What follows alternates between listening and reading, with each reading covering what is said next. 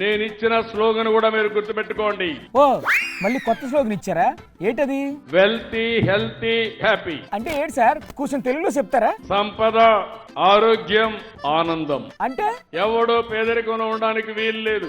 లేదంటే వాళ్ళు ఏమైనా కావాలని పేదరికంలో ఉంటారా ఏంటి సార్? సగం టైం మీ అందరూ అనారోగ్యం అంతా మీరే కారణం, మనమే కారణం. ఎలా సార్? ఏది తినాలో అది తినం, ఆ, ఏది చెయ్యాలో అది చెయ్యం. మరి ఏం తినమంటారో ఏటి చేయమంటారు? ఓసారి ఎక్కువ కార్బోహైడ్రేట్ తినేస్తాం, కార్బోహైడ్రేట్లు ఎక్కువైతే ఏటవుతుంది సార్? దానివల్ల షుగర్స్ వస్తా ఉంటాయి. అబ్బా మీకు చాలా విషయాలు తెలుసండి బాబు. నా దగ్గర ఒక రింగ్ ఉంది.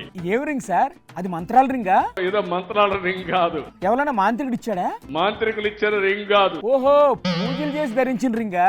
పూజలు చేసి తీసుకున్న రింగ్ కాదు. మరి ఏం రింగ్ సార్ అది? రాత్రి 8 గంటలు నిద్రపోయాను, బాగానే నిద్రపోయానా, హార్ట్ బీట్ ఎట్టుంది, ఇలాంటివన్నీ చెప్తుంది. మరి అలాగే సూపర్ 6 పథకాలు ఎప్పుడు ఇస్తారో చెప్పే ఆ రింగో బొంగరం ఏం లేదా సార్?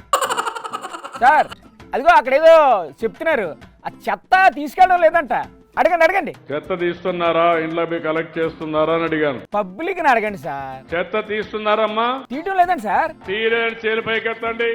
ఎత్తండి అడుగుతున్నారు సార్. బీ క్లియర్, చాలా ప్రమాదం ఉంటుంది. మళ్ళీ చెప్తున్నా, రేపటి నెల నుంచి ఆకస్మిక తనిఖీలు ఉంటాయి. మళ్ళీ చెత్త ఎత్తకపోవడం ఏంటి సార్? అసలు ఏం జరుగుతుంది సార్ తమరి పాలనలో?